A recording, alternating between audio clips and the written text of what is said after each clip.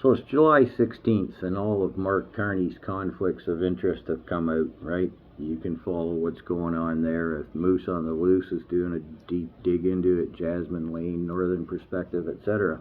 As usual, I went looking in a different direction. Mark Carney's chief of staff, Marc-Andre Blanchard. Now, he's supposed to be the first line of defense for any conflicts of interest, right? He's supposed to say, I suppose, he's supposed to say to Carney, oh, you got to recuse yourself from today's meeting regarding whatever, right? Okay, so let's look at Blanchard. They're thick as thieves, thick as the thieves they are. First off, is Blanchard a WEFling? A WEF member, a Young Global Leaders graduate? Doesn't seem so. In 2019, he did make an address at the World Economic Forum's Global Future Council on development and finance. The WEF Future Councils are part of the Young Global Leaders program curriculum, so I'm assuming he would have been there as an expert addressing development and finance for the Young Gosling Leaches, YGLs, Young Global Leaders, sorry. But his involvement with the WEF continues. Here's where we get into what's really interesting. Little background. From 2016 to 2020, he was placed by Justin Trudeau as the permanent representative to the UN. Well, I guess it wasn't actually permanent, but we know the UN and the WEF are one and the same. I mean, they don't even try to hide that stuff anymore, right? So what does he do from 2020 until 25, July of, when Carney places him as the chief of staff? Here's where it gets interesting and filthy.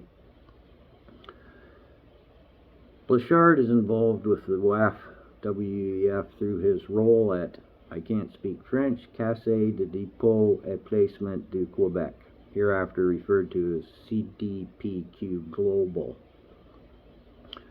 where Blanchard's work aligns with promoting better alignment of capital with Sustainable Development Goals, SDGs, Sustainable Development Goals, WEF again. But look at the money this outfit has, CDPQ Global. Over $400 billion in assets under management globally. Yeah. 53 billion Canadian invested in low carbon assets, WEF again. 600 million US financing for green commercial real estate with Nuvian Green Capital, which is a whole nother rabbit hole, so we're not going to go down there. Now, so we see this guy's every bit as big in global finance, almost as what Carney and Brookfield assets are. 400 billion, over 400 billion. What's Carney and Brookfield got to do with CDPQ Global? Well, the only thing I can find directly is in 2021, Carney had a meeting with CDPQ's vice president, who is Sophie Cousineau, vice president of Sustainable Investment. This company is all about ESGs, environmental social governance, WEF again, WEF, ESGs. Carney's the brainchild of that, and again the WEF and the UN all together. So anyways, we got this guy is supposed to be the watchdog of Carney's conflicts of interest. Who's got more conflicts of interest? The fox guarding the hen house? Is that a good analogy?